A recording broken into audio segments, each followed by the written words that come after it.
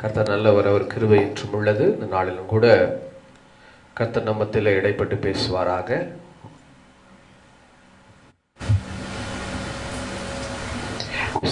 ஹல்லேலூயா. கர்த்தர் நல்லவர், அவர் கிருபை என்றும் உள்ளது. அந்த நாளிலும் கூட லைவ்ல, ஃபேஸ்புக் லைவ்ல, யூடியூப் லைவ்ல பார்க்கிற ஒவ்வொருவரையும் கர்த்தரும் ரட்சகருமாக இயேசு கிறிஸ்துவின் இன்ப நாமத்தினாலே உங்களை அன்போடு கூட வாழ்த்துகிறோம், வரவேற்கிறோம். செஞ்சேரி ஜெபவீட்டின் சார்பாக இந்த ஞாயிற்றுக்கிழமை இந்த ஓய்வு நாள் ஆராதனையை தேவன் காண செய்திருக்கிறாரே, எவ்வளவு நல்லவர். 7 மாதங்கள் நம்மை நடத்தினவர். இந்த 8வது மாதத்தில் நடத்துவதற்காக தான் கர்த்தர் நமக்கு நல்ல ஒரு வாக்குத்தத்த வசனத்தை நமக்காக காண்பித்திருக்கிறார். ஹல்லேலூயா, ஹல்லேலூயா. ஆமா, சரி. அது வாக்குத்தத்த வசனம் ரொம்ப பெரிய வசனம் அல்ல, ஒரு 10-15 நிமிஷத்துல முடிஞ்சிற ஒரு வசனம். அந்த வாக்குத்தத்த வசனம் என்ன சொல்லுகிறது, நமக்கு என்ன ஆசீர்வாதத்தை தரப்போகிறார் ஆண்டவர் அப்படின்னு சொல்லி பார்க்கலாம்.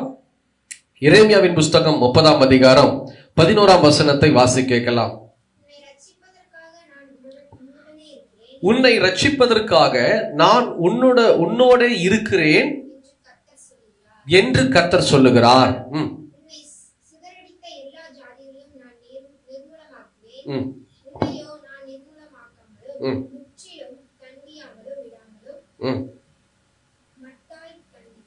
மட்டாய் தண்டிப்பேன். ஹல்லேலூயா. ஆனா ஆண்டு நமக்கு கொடுக்கிற ஒரு வசனம் என்ன அப்படின்னா, உன்னை ரட்சிப்பதற்காக நான் உன்னோட இருக்கிறேன் என்று கர்த்தர் சொல்லுகிறார். ஹல்லேலூயா. இன்னைக்கு இந்த இயேசு கிறிஸ்து உங்களை என்னை பார்த்து சொல்றாரு, என் மகனே, என் மகளே, உன்னை ரட்சிப்பதற்காக நான் உன் கூடவே இருக்கிறேன், நான் உன் கூடவே இருக்கிறேன். ரட்சிப்பு அப்படின்னா நிறைய பேருக்கு என்ன சொல்லுவாங்க கிறிஸ்தவங்க அப்படின்னா, மனம் மாறி, அதாவது பாவத்திலிருந்து மனம் திரும்பி ஞானஸ்தானம் பெற்று, முழுக்க ஞானஸ்தானத்தை பெற்று ஆண்டவருக்குள்ளாக ரட்சிக்கப்பட்டு, முதல்ல ஒரு பேர் இருக்கும், பழைய பேரு, அந்த பெயரெல்லாம் மாறி கிறிஸ்துவுக்குள்ளாக ஒரு பெயரை மாற்றுவதுதான் ரட்சிப்புன்னுவாங்க. அல்லேலூயா. நீங்க ரட்சிக்கப்பட்டீங்களா அப்படின்னா அவங்க சொல்ற ஒரு காரியம், ஆமாங்க நான் ரட்சிக்கப்பட்டுட்டேன், என் பேர் மாறிட்டு, நான் முதல்ல வேற மாதிரி இருந்தேன், குடிச்சுக்கிட்டு இருந்தேன், பீடி சிகரெட்லாம் குடிச்சேன், கெட்ட வார்த்தை பேசுவேன், கெட்டதெல்லாம் பார்ப்பேன், ஆனா இதோ ஞானஸ்தானத்துக்கு அப்புறம் கர்த்தருக்குள்ள வந்து என் பேர் மாறிடுச்சு, நான் ரட்சிக்கப்பட்டுட்டேன் அப்படின்வாங்க. இது ஒரு வகையான ரட்சிப்பு, நான் இல்லைன்னு சொல்லல, இது ஒரு வகையான ரட்சிப்பு, கர்த்தருக்குள்ளாக ரட்சிக்கப்படுகிற ஒரு அனுபவம். இன்னொரு அனுபவம் என்ன அப்படின்னா, நம்முடைய முழுமையான எல்லா பாவத்தை உணர்ந்து ஆண்டவற்ற மன்னிப்பு கேட்கிற ஒரு ரட்சிப்பு. தன் பாவங்களை மறைக்கிறவன் வாழ்வடைய மாட்டான், அதனை அறிக்கை செய்து விட்டு விடுகிறவனோ இரக்கம் பெறுவான் என்று வேதம் சொல்லுகிறது. அப்போ நம்முடைய பாவங்களை எல்லாத்தையும் உணர்ந்து தேவ சமூகத்துல நாம் எப்போ முழுசா மன்னிப்பு கேட்கிறோமோ, அந்த மன்னிப்பு கேட்பது மாத்திரமல்ல, மன்னிப்பின் நிச்சயத்தை பெற்றுக் கொள்வதுதான் ரட்சிப்பு. என் ஆண்டவர் சொல்லுகிறார், இதோ நீ மன்னிப்பு கேட்டுட்டு ஓடுறது மாத்திரமல்ல, அந்த நீ சொன்ன காரியத்துக்கு, நீ வேண்டின காரியத்திற்கு, நீ அழுது ஒப்பு கொடுத்த காரியத்துக்கு நீ மனம் உவந்து என்ன செஞ்சிருக்கிற, ஒப்பு கொடுத்திருக்கிறியே, அதை நான் கேட்டு மன்னிச்சிட்டேங்கிற ஒரு உத்தரவாதம் உனக்கு இருக்கா?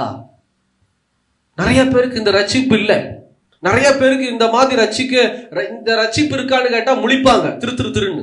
உங்கள் பாவங்கள் மன்னிக்கப்பட்டது என்பது உங்களுக்கு சொல்ல முடியுமா அப்படின்னு கேட்டா நான் நம்புறேன்னு வாங்க.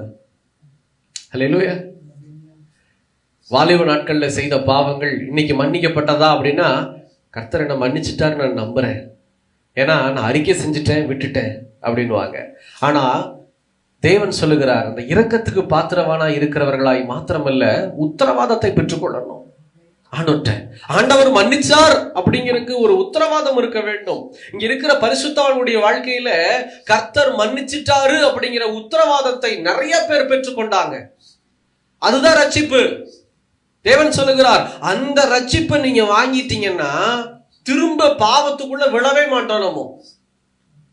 அந்த ரட்சிப்பை வாங்காத கிறிஸ்தவங்க தான் பாவத்துக்குள்ள மறுபடி விழுவாங்க. நல்லா கவனிச்சீங்கன்னா தெரியும். அந்த வசனம் என்ன சொல்லுது நீதிமொழிகள்ல, பாவத்தை மறைக்கிறவன் வாழ்வடைய மாட்டான், அதனை அறிக்கை செய்து விட்டு விடுகிறவன் தான் இரக்கம் பெறுவான். அறிக்கை செய்ய மட்டும்தான் நம்ம செய்யறோம், விட்டு விட மாட்டேங்கிறோம். இந்த விட்டுவிட செய்யக்கூடிய காரியம் நம்மளால முடியாது. ஹல்லேலூயா.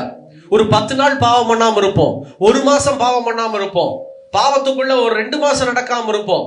அதுக்கப்புறம் அந்த பாவம் பின்தொடர்ந்து ஏதோ ஒரு வகையில ஏதோ ஒரு காரணத்துல யாரை கொண்டாவது அது நம்மை சுற்றிகரித்து விடும், நம்மை ஆட்கொண்டு விடும். அதுக்காக தான் ஆண்டவர் சொல்றாரு, என் மகனே என் மகளே, உனக்குள்ள இருக்கிற பாவத்தை நீ அறிக்கை செய்ய மட்டும்தான் முடியுமே தவிர விட்டுவிட முடியாது. விட்டு விடுவதற்கு யாரால முடியும்னா நமக்குள்ள வாசம் செய்கிற பரிசுத்த ஆவியானவரால மட்டும்தான் அந்த பாவத்திலிருந்து நம்மளை மீட்டு நம்ம அந்த பாவத்துக்குள்ள நடவாதபடி, பாவத்துக்குள்ள பாராதபடி, கேட்காதபடி, பேசாதபடிக்கு நித்தமும் நடத்த முடியும். அதுதான் ரட்சிப்பு. இந்த ரட்சிப்பை பெறுகிறவன் தான் பரலோகத்துக்குள்ள பிரவேசிக்க முடியும்.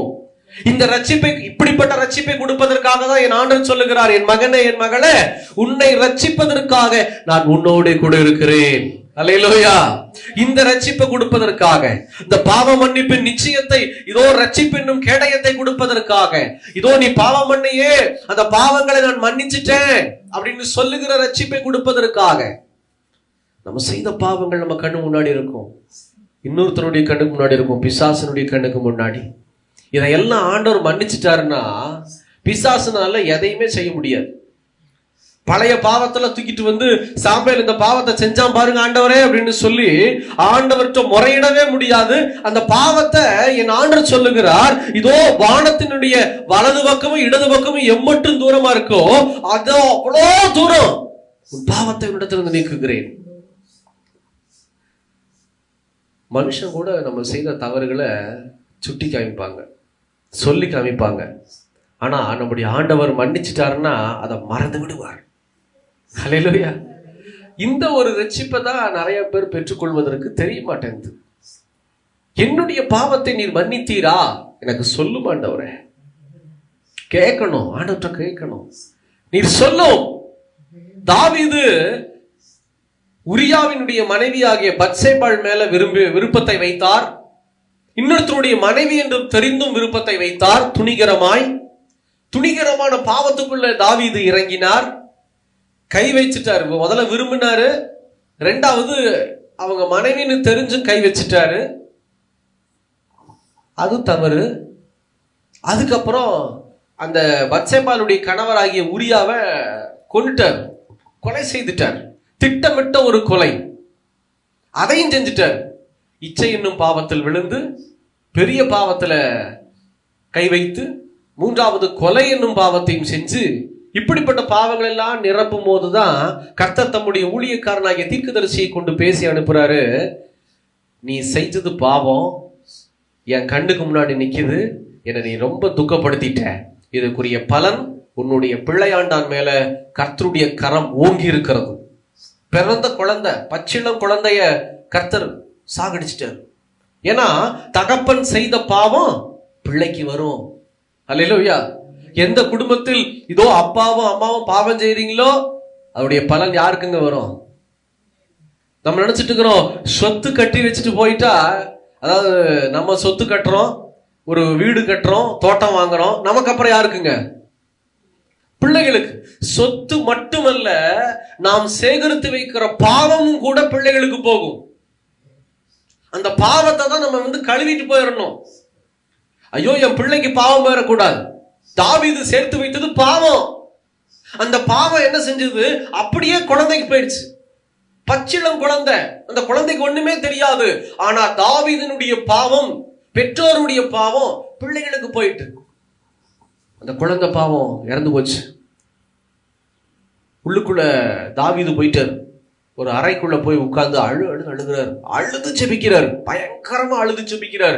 ஆண்டவரே, நான் செய்த பாவத்தை எனக்கு மன்னியும், என் குழந்தைய விட்டுருங்க ஆண்டவரே, என் குழந்தைய விட்டுருங்க ஆண்டவரே. ஆண்டவர் ஒரு பேச்சு கூட பேசல.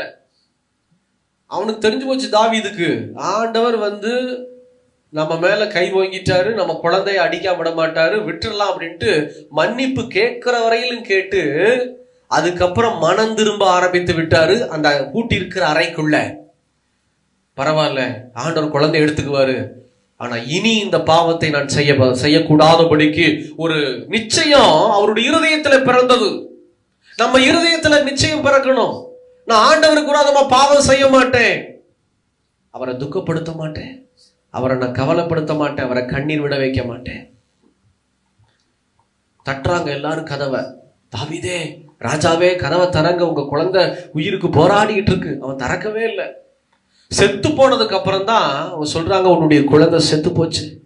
தாவீது குளிச்சுட்டு ஸ்நானம் பண்ணிட்டு தலைக்கு எண்ணெய் பூசி தலை வாரிட்டு கதவை திறந்து புது உடைய உடுத்திட்டு கதவை திறந்து நேர ஆலயத்துக்கு போய் தன்னை அர்ப்பணிக்கிறார் தாவீது.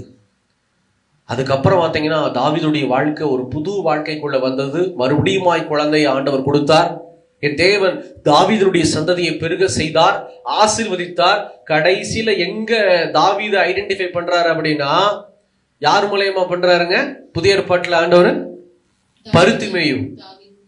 பருத்திமேயு கண் பார்வை இல்லாத மனுஷன் இயேசு கிறிஸ்து நடந்து வரும்போது தாவீது ஐடென்டிஃபை பண்றாரு. எப்படின்னா, எல்லாரும் முன்னாடியும் தாவீதின் குமாரனாகிய இயேசுவே. ஹல்லேலூயா! எவ்வளவு அழகான ஆசீர்வாதத்தை தாவீதுக்கு வைத்திருக்கிறார். ஏன் தெரியுமா?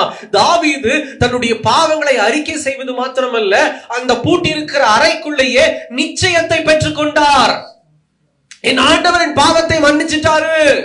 என் குழந்தை மேல கை வச்சு அழிச்சு என்னுடைய பாவங்களை கழுவி விட்டார், மன்னிச்சு விட்டார்னு சொல்லி பழைய ஏற்பாட்டுல நம்ம பார்க்கிறோம். ஆனா இன்னைக்கு புதிய ஏற்பாட்டுல ஒரு நிச்சயம் இருக்கிறது. நம்முடைய பாவங்களுக்காக ரத்தம் சிந்தினவர், அடிக்கப்பட்டவர் ஒருத்தர் இருக்கிறார். அவர் தான் இயேசு கிறிஸ்து. அன்னைக்கு இயேசு இல்ல, ஆனா இன்னைக்கு இயேசு இருக்கிறார். அப்ப என்ன செய்யணும் அப்படின்னா, நம்முடைய பாவங்களை அறிக்கை செய்து தேவ சமூகத்துல கண்ணீரோடு செபிக்கும் போது கர்த்தர் நமக்கு ஒரு நிச்சயத்தை கொடுப்பார். உன் பாவங்கள் மன்னிக்கப்பட்டது என்று சொல்லி அந்த ஒரு சமாதானம் நமக்குள்ள ஒரு பிறக்கும், பரிசுத்தம் பிறக்கும், வசனத்துக்குள்ள நடக்கிற ஒரு வாழ்க்கை பிறக்கும். அதுதான் ரட்சிப்பு. இந்த ரட்சிப்பை கொடுக்கதான் ஆண்டவர் சொல்றாரு, நான் உன் கூடவே இருக்கிறேன். இது ஒரு வகையான ரட்சிப்பு. இன்னொரு காரியம், ரட்சிப்பு அப்படிங்கிறதுக்கு பாதுகாப்புன்னு அர்த்தம். குழிக்குள்ள விழாதபடிக்கு கர்த்தர் நம்ம கூடவே இருந்து நம்மளை பாதுகாப்பார். இன்னைக்கு நிறைய பேர் இந்த பாதுகாப்பு இல்லாம தான் இருக்கிறாங்க. யோசிச்சு பாருங்க. காலேஜ் சமீபத்தில் நடந்த ஒரு காரியம் இல்லையா? ஒரு சில மாதங்களுக்கு முன்னாடி அண்ணா யூனிவர்சிட்டியுடைய நியூஸ் எவ்வளவு பிரபலமா இருந்தது. பாவம், அந்த பொண்ணு லவ்வரை நம்பி கேம்பஸ்குள்ளதான், வேற எங்கேயும் வெளியே கூட போகல. காலேஜை விட்டு, காலேஜுடைய இந்த கட்டமைப்பை விட்டு, கேம்பஸ் அப்படிங்கிறது செஞ்சேரியுடைய கேம்பஸ் அப்படின்னா சொல்லாமா, இந்த இடத்து என்ட்ரன்ஸ் பால் பொண்ண, இந்த கேம்பஸுக்குள்ளதான் இருக்கா அந்த பிள்ளை. யாரை நம்பி போனா? அவ விரும்புகிற பையனை நம்பி போனான். ஆனா அங்க நடந்த சம்பவம் என்ன? அந்த பையனை மிரட்டி உருட்டி நிக்க வச்சுட்டு அந்த பிள்ளைய ஒண்ணுமில்லாம செஞ்சுட்டாங்க. ஹல்லேலூயா! யாரை நம்பி நம்ம போறோமோ அவங்கெல்லாம் மனுஷங்க. ஆனா ஆண்டவர் சொல்றாரு, உன்னை பாதுகாப்பதற்காக நான் உன் கூடவே இருக்கிறேன். ஆண்டவர் விடமாட்டார் அந்த மாதிரி. ஒருவேளை கர்த்தருக்குள்ள அந்த பிள்ளை இருக்குமானால், அந்த வாலிப பிள்ளை கர்த்தருக்குள்ளாக இருந்திருக்குமானா, ஆண்டவர் என்ன செஞ்சிருப்பாரு? உள்ளுக்குள்ள ஆவியானவர் என்ன செஞ்சிருப்பாரு? இந்த டைமுக்கு மேல போகாத சொல்லியிருப்பாரா? அதுக்கு முன்னாடி தேவையில்லாத சம்பாஷணைகளை விட்டுடுன்னு சொல்லியிருப்பார். ஹல்லேலூயா! நம்ம டைமுக்கு அங்க போறதுனாலதான் மாட்டிக்கிட்டோம் அப்படின்னு நினைக்கிறோம். அதுக்கு முன்னாடியே அந்த பொண்ணு மாட்டிக்கிட்டா. எப்பன்னா, தேவையில்லாத சம்பாஷணைகளை அந்த வாலிப பிள்ளை தன்னுடைய வாழ்க்கையில பெற்றது நிமித்தம் மாட்டிக்கிட்டா. இன்னைக்கு ஏன் வாலிப பிள்ளைகளை நம்ம என்ன சொல்றோம்? ஆண்டருக்குள்ள இருன்னு சொல்றோம் அப்படின்னா இதுதான் காரணம். இங்க பெற்றோர் சொல்லும் போது அவங்களுக்கு கொஞ்சம் கடினமா இருக்கும். இங்க போகாத, அங்க போகாத. நேற்று கூட ஒரு பெரிய பஞ்சாயத்தெல்லாம் இருந்தது ஒரு வீட்டுல, ஒரு குடும்பத்துல. வாலிப பிள்ளைக்கு கவுன்சிலிங் கொடுக்க போய், யாஸ்மின் மாதிரி காலேஜ் படிக்கிற பிள்ளை, பெரிய பஞ்சாயத்தா இருந்தது ரொம்ப நேரம். ஏன் சொல்றேன் அப்படின்னா, அப்பாவும் அம்மாவும் சொன்னாங்கன்னா பல்ல கடிச்சிட்டு எப்ப பார்த்தாலும் என் சந்தோஷத்துல இடையில நிக்க வேண்டியது அவங்க வேலை. அங்க போகாத, இங்க போகாத, இது இப்படி நிக்காத, அப்படி நிக்காத, முடிய விரிச்சு போடாத, கொண்டைய போடு, ஷால் போடு, போன் பேசாத, மணிக்கணக்கா பேசாத, யாருகிட்ட பேசுற, என்ன டார்ச்சர்ப்பா அப்படின்வாங்க. ஆனா அவங்க வயிற்றுல இருந்து ஒண்ணு வந்தாதான் தெரியும் அந்த டார்ச்சர். இவங்க அந்த குழந்தை படாத பாடுபடுத்தி விட்டுரும். இவங்க இப்ப என்ன செய்யறாங்களோ டபுள் மடங்கு குடுமி பிடிச்சு ஆட்டி விட்டுரும் வரும் நாட்கள்ல. அதுக்குதான் என்ன செய்யணும்? ஆவியானவரை நாம் துணையாக ஏற்றுக்கொள்ள வேண்டும். கர்த்தரை கூட இருக்கவங்க சொல்லும் போது நம்ம பல்ல கடிச்சுக்கிட்டோ இல்ல உள்ளுக்குள்ளே ஒரு சிலது உள்ளுக்குள்ளே போகாது. அவங்க பாட்டுக்கு பேசிட்டு இருப்பாங்க, நம்ம பாட்டுக்கு ஏதோ ஒரு வேலையை பார்ப்போம். ஆனா உள்ள இருக்கிறவர் பேசுனா உடனே கீழ்ப்படிவோம். நான் வித்தியாசத்தை பார்த்திருக்கிறேன். கூடவே இருக்கிற மாம்சரிகமா இருக்கிற என் மனைவி ஏதாவது எனக்கு சொல்லுவா, தப்புப்பா, இது தப்பான காரியத்தை யோசிக்கிறீங்க அப்படின்வா. என் மைண்ட்ல உள்ளே போகாது. கூடவே தான் இருக்கா, பக்கத்துல தான் இருக்கிறா, ஆனா காதுக்குள்ள போகவே போகாது. பல முறை நடந்திருக்குது. ஆனா அதே காரியத்தை ஆவியானவர் எனக்கு ஏற்றபடி பேசுவார். நான் உணரத்தக்கதாய், நான் செவி கொடுக்கத்தக்கதாய், எப்படி பேசுனா நான் எப்படி வருவேனோ அதே காரியத்தை பேசுவார். நான் உடனே சொல்லுவேன், ஆவியானவர் இப்படி பேசுறாரு நான்சி அப்படின்னோட, தெரியும் பாப்பா, இதைதான் நானும் சொன்னேன், நேத்து என்ன சொன்னேன், முந்தா நேத்து என்ன சொன்னேன், இதுதான் நானும் சொன்னேன், இப்போ ஆவியானவர் சொன்னார் அப்படிங்கிறீங்க. நான் அந்த காரியத்தை நான் உணர்ந்திருக்கிறேன். அதனாலதான் நான் பார்க்கிறது, ஆவியானவருடைய துணை நம்மை ரட்சிப்பதற்காக, நம்மை பாதுகாப்பதற்காக என்னைக்குமே வேணும்.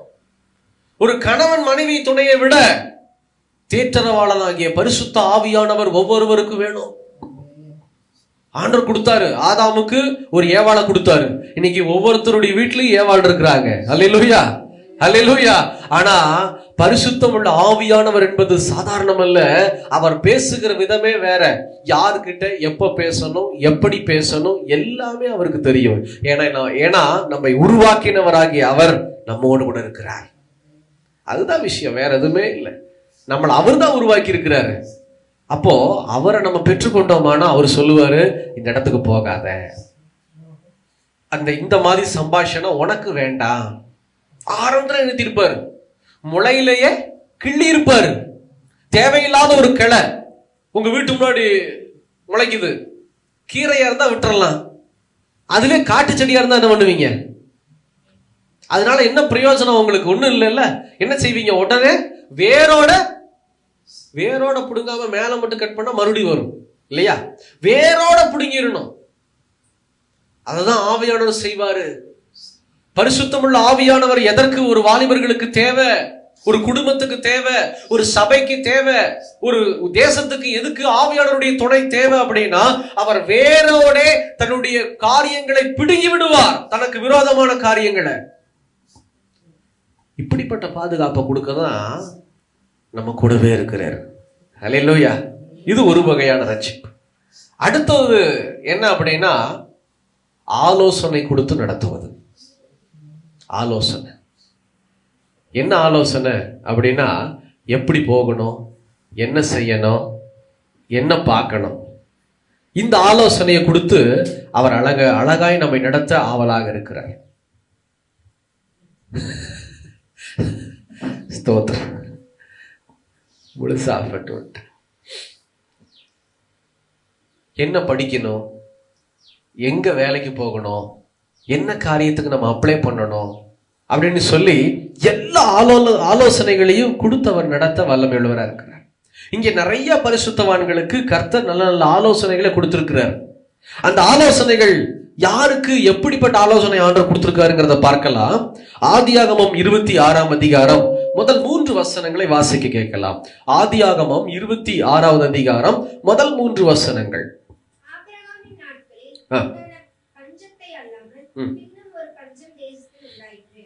அப்பொழுது ஈசாக்கு பெலிஸ்தருக்கு ராஜாவாகிய அபிமெலேக்கினிடத்தில் கேராக்கு போனான். கர்த்தர் அவனுக்கு தரிசனமாகி, நீ எகிப்துக்கு போகாம நான் உனக்கு சொல்லும் தேசத்திலே குடியிரு, இந்த தேசத்திலே வாசம் பண்ணு, நான் உன்னுடனே கூட இருந்து உன்னை ஆசீர்வதிப்பேன்.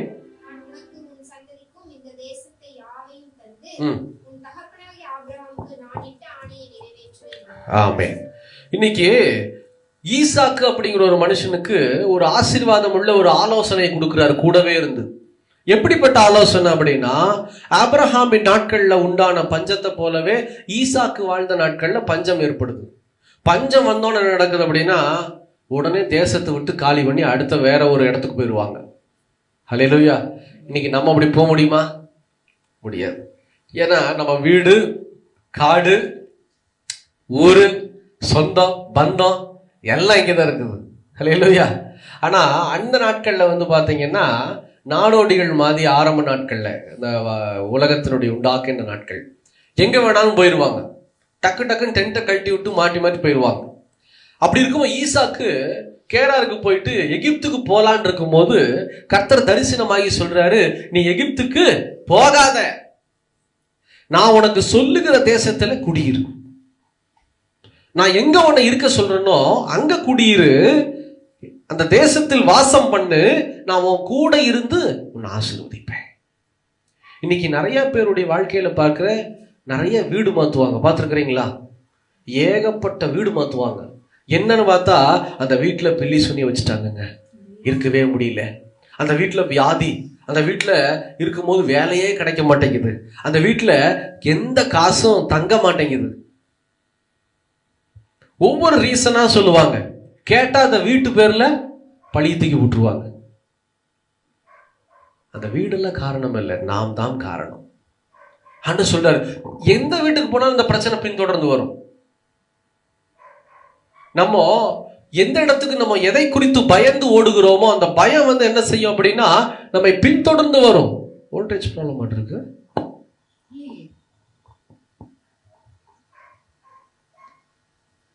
நம்ம வந்து எதை குறித்து பயப்படுறோமோ அதை பின்தொடர்ந்து வரும். ஒண்ணுமில்ல, நாயை கண்டு பயந்தோம்னு வச்சுக்கோங்க, என்ன செய்யும்? அது பின்னாடி நம்ம ஓடணும்னா தானா துரத்திட்டு வந்துடும். ஒரு சகோதரி சொன்னாங்க, அவங்க வீட்டில் ஒரு சின்ன பிரச்சனை. அந்த பிரச்சனையில அவங்க என்ன பண்ணிட்டாங்க, பையன் வெளியே ஓடிட்டான். வீட்டுல இருந்து அவங்க அம்மா கத்துனோன்னு அவன் பாட்டுக்கு வெளியே நடந்து போயிட்டான் வேக வேகமா. இந்த அம்மா என்ன பண்ணிடுச்சு, எதையோ அடிக்கிறதுக்கு குச்சியோ கட்டையோ, அந்த சப்பாத்தி உருட்டுவாங்க இல்லைங்களா, அந்த மாதிரி ஒரு கட்டை, சின்ன கட்டை எடுத்துட்டு வேகமா துபு துபு துபுரு இந்த தாயார் பின்னாடி ஓடி இருக்காங்க அவனை அடிக்கிறதுக்கு. தெருவுல முன்னாடி கேட்டுக்கு பக்கத்துல படுத்திருந்த நாய், மதியான நேரம், உண்மையா நடந்த சம்பவம். அந்த பையனை இவங்க அடிக்க போய் அடிக்க ஓடி இருக்கிறாங்க. இது பின்னாடி வந்தது தெரியல, இது உட்கார்ந்து இருந்தது. இந்த அம்மா ஓடணும்னு என்னமோ ஏதோ நினைச்சு எகிரி குச்சி ஓடி காலை ஒரே கவ்வு. அந்த அம்மா பையனை அடிக்கிறதுக்கு முன்னாடியே காலை கவ்விருச்சு. அந்த கட்டையில அந்த நாயை தான் அடிச்சாங்களே தவிர பையன் அடிக்க முடியல. அதாவது அந்த சகோதரி சொன்னாங்க, ஐயா இவனை அடிக்க துரத்திட்டு போய் நான் நாய்க்கடி வாங்கி எத்தனை ஊசி போட்டோம் தெரியுமாங்கய்யா. அந்த மாதிரி நாய்க்கு நம்ம ஓடணும் அப்படின்னா அந்த நாய் பின்தொடர்ந்து வரதான் செய்யும், சும்மா உட்கார்ந்து வந்த நாய் கூட. அதே மதம் பிரச்சனையும், நீங்களும் நானும் எதை குறித்து பயப்படுகிறோமோ அந்த பயம் உங்களை பின்தொடர்ந்து வந்துகிட்டே இருக்கும். ஒரு சில பேர் சொல்லுவாங்க, பயம் பயம் பயம், அதுக்கு பயம் இதுக்கு பயம். நீங்க பயப்படுற காரியம் உங்களை பின்தொடர்ந்து வரும். அப்ப என்னதாங்க செய்யறது அப்படின்னா, நீங்க எதை குறித்து பயப்படுகிறீர்களோ அதை நீங்க என்ன செய்யணும், ஆண்டவர் சொல்றதுல தெரியப்படுத்தணும். ஆண்டவர் சொல்றாரு, நீ ஒன்றுக்கும் கவலைப்படாதபடிக்கு உன் வேண்டுதலையும் உன் விண்ணப்பத்தையும் என்னிடத்துல ஸ்தோத்திரத்துடன் கூடிய ஜெபத்தினால வேண்டுதலால தெரியப்படுத்து. பிலிப்பியர்ல வசனத்துல ஆண்டவர் பேசியிருக்கிறாரே, தெரியப்படுத்து, சொல்லு. ஆண்டவரே எனக்கு பயமா இருக்குது, இந்த வியாதி இருக்குமோன்னு பயமா இருக்குது, இந்த பலவீனம் இருக்கும்னு பயமா இருக்கு. மனுஷங்க கிட்ட சொன்னீங்கன்னா என்ன நடக்கும்?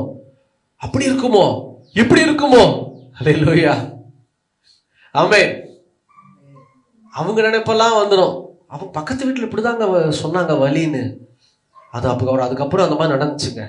மனுஷங்கனால இதை தான் செய்ய முடியும், வேற எதையுமே செய்ய முடியாது. ஆனா ஆண்டவர்கிட்ட நம்ம சொன்னோம் அப்படின்னா அவர் செவி கொடுத்து கேட்டு சுகப்படுத்துவார். அதிலிருந்து அந்த பயம் நீங்கும்படி எண்ணத்தை கர்த்தர் மாற்றுவார். ஆபிரகாமுக்கு சாராளுக்கு குழந்தை பாக்கியம் 100 வயசுல தான் பெற்றுக்கொண்டாங்க. ஆனா சாராளுக்கு ஒரு எண்ணம் என்னன்னா, தான் பலவீனம்னு. ஆனா ஆபிரகாம் கர்த்தருக்குள்ள இருந்தபடியினாலே தன்னுடைய பலவீனம் பெருசா தெரியாதபடிக்கு கர்த்தர் ஆபிரகாம பாதுகாத்தார்.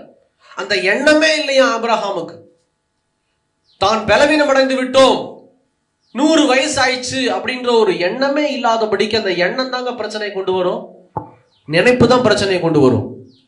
ஒண்ணுமே இல்லை, வாந்தி வருதுன்னு வர்ற மாதிரியே இருக்குன்னு நினைச்சா, வாந்தியை நினைச்சா என்ன பண்றோம், வாந்தி வந்துருமா? ஆட்டோமேட்டிக்கா வந்துடும், ஒண்ணுமே இருக்காது. போய் டாக்டர்கிட்ட சொன்னா வாந்தியா வருது, எல்லாம் டெஸ்ட் பண்ணிட்டு ஒண்ணுமில்ல ஓடிடு. என்னன்னா நினைப்பு தான் தலை சுத்துற மாதிரியே இருக்குது. அப்படின்னா அந்த நினைப்பு உண்மையிலே தலை சுத்து கொண்டு வந்துடும். ஆண்டவர் அந்த நினைவுகளை பரிசுத்தம் பண்ண விரும்புகிறார். ஆலோசனை கொடுத்து அழகா அதை நினைக்காதப்போ, அந்த வலியை நினைக்காத. ஏதாவது ஒரு வலி இருக்கும்போது பாருங்க, நீங்க வேற ஏதாவது வேலை செய்யும் போது வலி தெரியாது. சும்மா உட்காந்து அட இந்த வலி காணா முதுகுல, கையில அந்த வலியை காணுமே, நல்லா இருக்குத, சோதிச்சு பார்த்த பாருங்க மறுபடியும் அந்த வலி வந்துடும். அந்த நினைவை ஆண்டவருக்குள்ளாக வைத்துக் கொள்ள வேண்டும். அதுதான் ஆலோசனை கொடுப்பாரு. இங்க ஈசாக்குக்கு ஒரு நினைப்பு, பஞ்சம் வந்தோன்னே வேற தேசத்துக்கு போயிடலாம், ஓடிடலாம், வேற எங்கேயாவது தப்பிச்சு ஓடிடலாம். அப்ப ஆண்டவர் பேசுறாரு, நீ எங்கேயும் போகாத, இங்கேயே இரு, நான் உன்னை ஆசீர்வதிப்பேன். இன்னைக்கு நிறைய பேர் வேலை வேலைன்னு சொல்லிட்டு இங்க இருக்கிற வேலையை விட்டு வெளிநாடு வேலைக்கு போவாங்க. எதுக்கு போனீங்க அப்படின்னு கேட்டா என்ன சொல்லுவாங்க? வெளிநாடு வேலைக்கு. ஐடி கம்பெனில வேலை கிடைச்சு போறவங்க ஓகே, ஆனா வெளிநாடு வேலைக்காகவே ஒரு சில பேர் போவாங்க. பார்த்துருக்கிறீங்களா? சீக்கிரம் முடிச்சிடலாம், அவ்வளவுதான். எதுக்காக போவாங்கன்னு சொல்ல முடியுமா? பணம் சம்பாதிக்க. எதுக்கு பணம் சம்பாதிக்கணும்? கடனை அடைப்பதற்கு. சொல்ற காரியம் என்னன்னா, இங்க நிறைய கடன் இருக்குதுங்க, வெளிநாட்டுக்கு போய் எப்படியாச்சும் கடன் அடைச்சிடணும். அவங்க கடன் அடைப்பாங்க நினைக்கிறீங்களா? மேலும் கடன் வாங்குவாங்க. அல்லேலூயா. எப்படி வரும்னா, போகும்போது எப்படியாச்சும் அப்படியே பல்ல கடிச்சுக்கிட்டு சாப்பிடாம இருக்கிற 5 லட்சம் 6 லட்சம் 10 லட்சத்தை கடன் அடைச்சிட்டு திரும்ப வந்துடணும். அப்படிதான் போவாங்க. அங்க போய் ஒரு 2 மாசம் 3 மாசம் ஆன பிறகு என்ன நடக்கும்னா, நல்ல சம்பாதியம் வருது, இந்த கடன் அடைச்சுக்கலாம், வேற ஒரு வீடு வாங்குவோம், வேற இன்னொரு கார் வாங்குவோம், இஎம்ஐ போடு, இங்கதான் சம்பாதியம் வருது இல்ல, கட்டுவோம். ட்ரம்ப் மாதிரி ஒரு ஆளு திடீர்னு 25% போட்டார் பாருங்க. இந்திய தேசத்துக்கு வரி 25%, கனடாவுக்கு 32% வரி.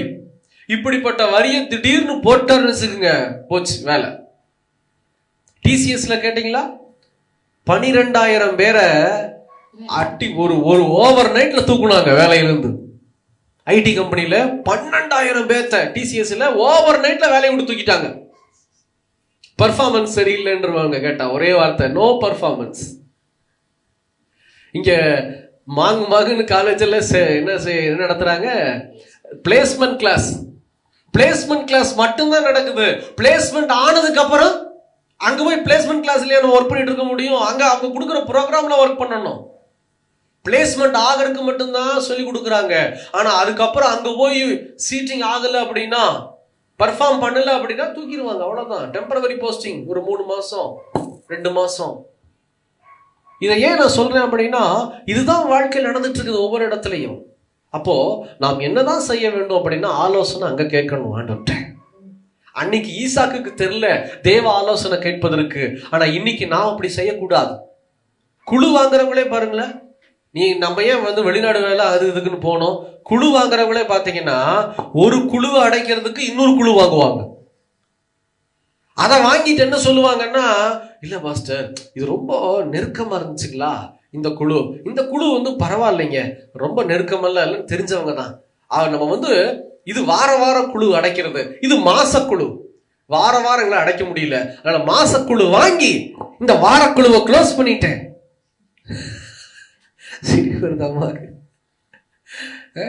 அதுக்கப்புறம் பார்த்தா இந்த மாசக்குழு அடைக்கிறதுக்கு இன்னொரு மாசக்குழு வாங்குவாங்க.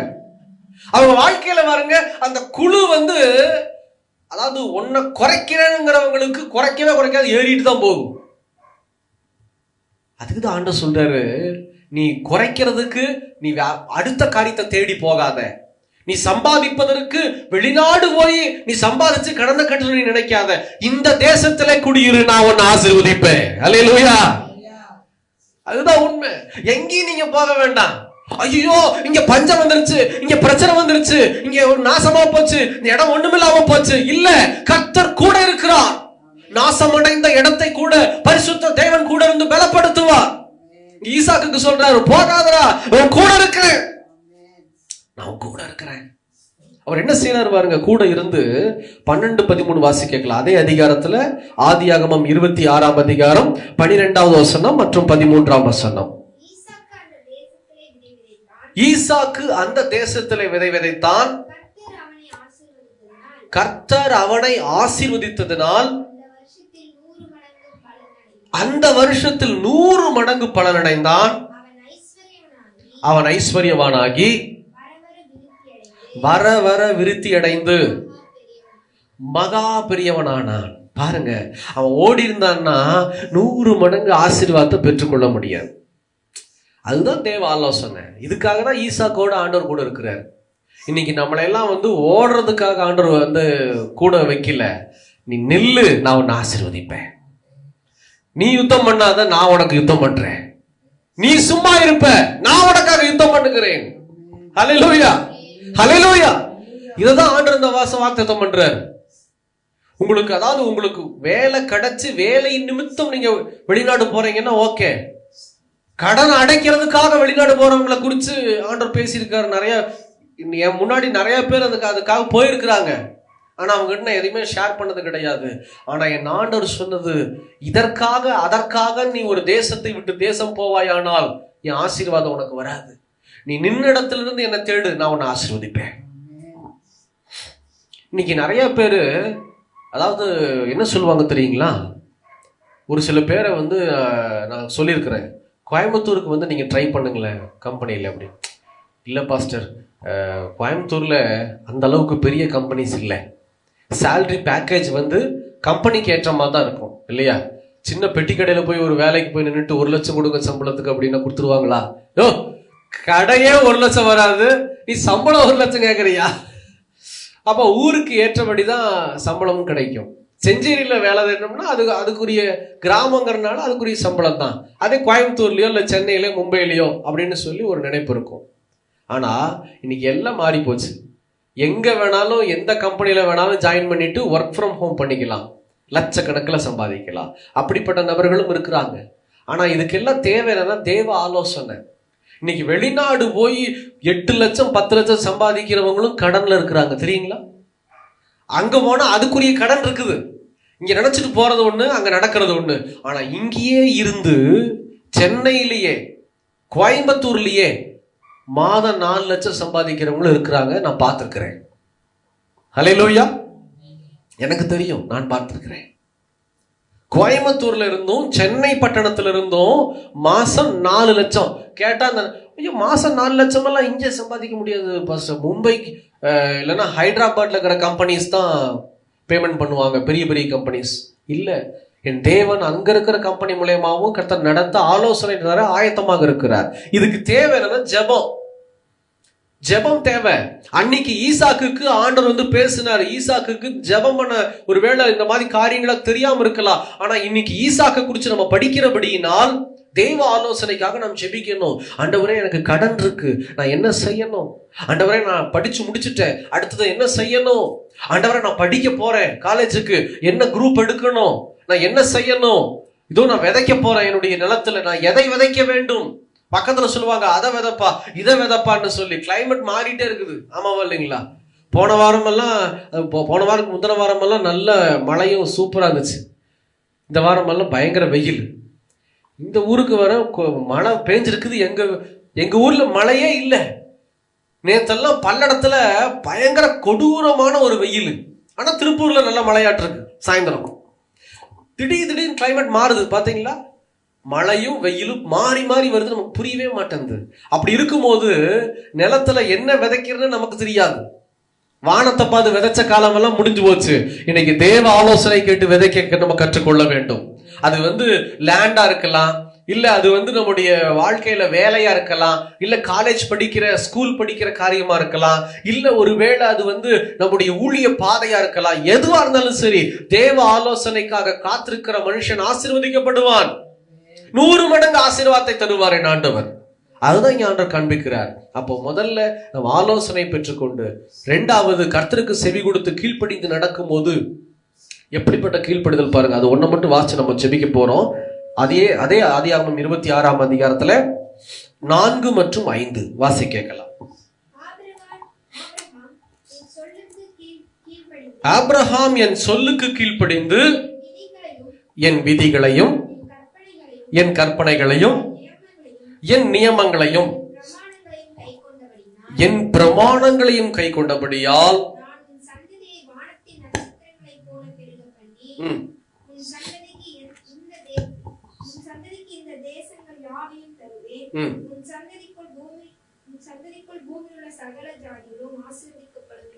ஆமென். எதனால இந்த ஆபிரகாம் ஆசீர்வதிக்கப்பட்டார் ஆண்டவரால? அங்க ஆண்டவர் தெளிவா சொல்றாரு, என் சொல்லுக்கு கீழ்ப்படிந்தபடினால். எப்படிப்பட்ட சொல்லுக்கு? சாதாரண சொல்லுக்கு இல்ல. இன்னைக்கு ஏன் ஆண்டவருடைய வார்த்தைக்கு நம்ம கீழ்ப்படியணும் அப்படின்னு பார்த்தா, ஆசீர்வாதத்தை பெற்றுக்கொள்வதற்கு. ஆபிரகாமின் நிமித்தம் ஈசாக்கு ஆசீர்வாதத்தை பெற்றுக் கொள்ளுகிறார், தெரியுமா? அடையாளமா நான் சொல்றேன். ஆபிரகாமின் நிமித்தம் ஈசாக்கு தேவ ஆசீர்வாதத்தை பெற்றுக் கொள்ளுகிறார். அங்க பாருங்க, ஆபிரகாம் எப்படிப்பட்ட கீழ்ப்படிதல்னா, ஆண்டவருடைய விதிகளுக்கு கீழ்ப்படிந்திருக்கிறார், கற்பனைகளுக்கு கீழ்ப்படிந்திருக்கிறார், நியமங்களுக்கு கீழ்ப்படிந்திருக்கிறார், பிரமாணங்களுக்கு கீழ்ப்படிந்திருக்கிறார். இன்னைக்கு பெற்றோர்களே உங்க பிள்ளைகளுக்கு பொக்கிஷத்தை சேர்த்து வைங்கன்னு சொல்லி ஆண்டவர் சொல்றார் இல்லையா? பொக்கிஷத்துல பெரிய பொக்கிஷம் என்ன தெரியுமா?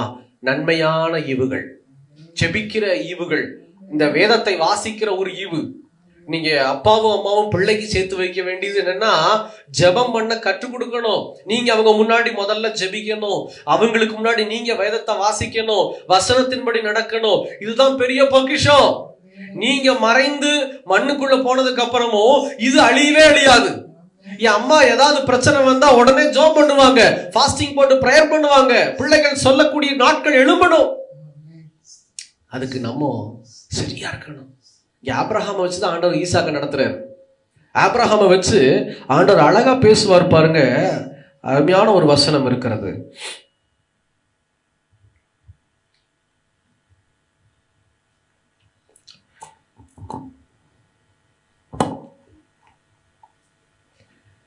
அதே அதிகாரம், ஆதியாகமம் 26ஆம் அதிகாரத்துல அருமையான ஒரு வசனம். கர்த்தர் ஈசாக்கு கிட்ட ஆபிரகாமை வச்சு பேசுவார். 24வது வசனத்தை வாசி கேட்கலாம். 24. அன்று ராத்திரியிலே கர்த்தர் மறுபடியும் ஈசாக்குக்கு தரிசனமாகி, பாருங்க என்ன சொல்றாரு, ஈசாக்கு பயந்து இருக்கிற நேரத்துல, நான் உன் தகப்பனாகிய ஆபிரகாமின் தேவன். எப்படி ஐடென்டிஃபை பண்றாரு பாத்தீங்களா? எப்பா நீ பயப்படாத, உன் அப்பாவுக்கு ஆண்டவர் நான் தான், இன்னைக்கு உன் கூட பேசுற ஆண்டவரும் நான் தான். என்ன சொல்றாரு? பயப்படாதே. மறுபடி சொல்றாரு, பயப்படாதே, நான் உன்னோட கூட இருந்து என் ஊழியக்காரனாகிய ஆபிரகாமின் நிமித்தம் உன்னை ஆசீர்வதித்து. ஆமென். இரண்டாவது கட்ட ஆசீர்வாதம் எதுக்குன்னா, அப்பாவின் நிமித்தம் மகன் ஆசீர்வதிக்கப்படுகிறான். அல்லேலூயா. இன்னைக்கு அப்பாவின் நிமித்தம் உங்க பிள்ளைகள் ஆசீர்வதிக்கப்படணும். உங்க தகப்பனாரின் நிமித்தம் நீங்கள் ஆசீர்வதிக்கப்பட வேண்டிய சந்ததி இது. அதுதான் ஆண்டவர் சொல்றாரு, எப்பா நீ 2-3 பில்டிங் சேர்த்து வைக்கிற, ஏதோ காம்ப்ளெக்ஸ் கட்டி வைக்கிற, இல்ல ஒரு பெரிய மால் கட்டி வைக்கிற, அதெல்லாம் ஒரு நொடியில இல்லாம போயிடும். ரஷ்யாவில் பாத்தீங்களா சுனாமி?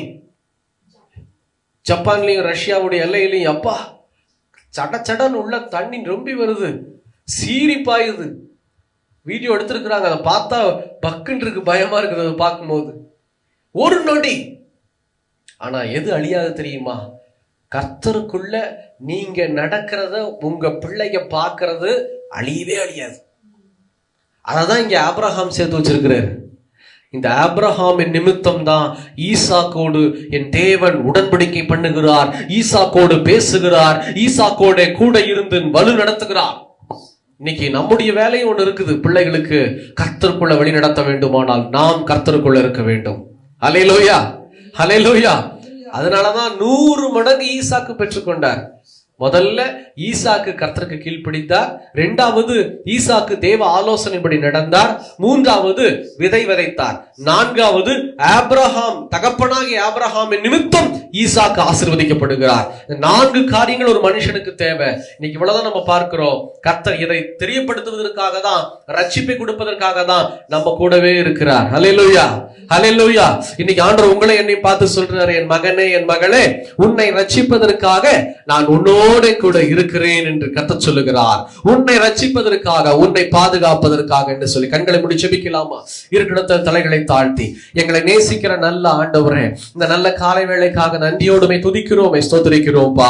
எவ்வளவு நல்லவர் நீர், பரிசுத்தம் உள்ள தேவன் நீர், எங்களை நடத்துகிற, ஆளுகை செய்கிற பரிசுத்தமாய் தகப்பனே, நித்தமும் பலப்படுத்துகிற எங்கள் ஆண்டவராகிய கர்த்தர் தகப்பனே, நித்தமும் எங்களை ரட்சிப்புக்குள் நடத்துவதற்கு, எங்களை பாதுகாப்பதற்கு, ஆலோசனை கொடுப்பதற்கு, நல்ல தகப்பனே, நல்ல வழியில எங்களை தகப்பனே நடத்துவதற்கு நீங்க எங்க கூடவே இருக்கிறீங்கப்பா.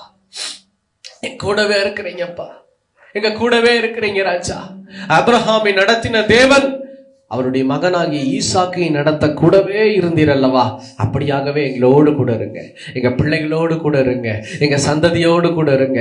உம்மால் தெரிந்து கொள்ளப்பட்ட ஜனங்களாக எங்களோடு கூட இருங்கப்பா. எங்க பாவங்களை மன்னிங்க, எங்க சாபங்களை மன்னிங்க. உடைய பரிசுத்தம் நடத்தினால் எங்களை கழுவி மீட்டு கொண்டிருக்கிறீங்களே, அதை நினைத்தருளுவீராக. கர்த்தருடைய கரம் நடத்தல ஆளுகை செய்யும்படியாய் எங்களை தாழ்த்தும் ஆண்டவரே. இதோ இந்த செய்தியை, இந்த வார்த்தையை யாரெல்லாம் கேட்டு தங்களுடைய வாழ்க்கையை அர்ப்பணிக்கிறார்களோ அவர்களை கர்த்தர் கண்ணோக்கி பார்த்து ஆசீர்வதித்து பலப்படுத்தி இதோ கூட இருந்து ரட்சிப்புக்குள்ள நடத்துங்க ஆண்டவரே. மறுபடியுமாய் இந்த வார்த்தையை நாங்கள் தொடர்ந்து கேட்கிற வரையிலும் கிருபை எங்களை தாங்கட்டும். துதிகன மகிமையெல்லாம் எங்கள் இயேசு ராஜாவுக்கு என்று சொல்லி எங்களை தாழ்த்துறோம், அர்ப்பணிக்கிறோம். இயேசுவின் வல்லமையுள்ள நாமத்தில் ஜெபிக்கிறோம் பிதாவே. ஆமென், ஆமென்.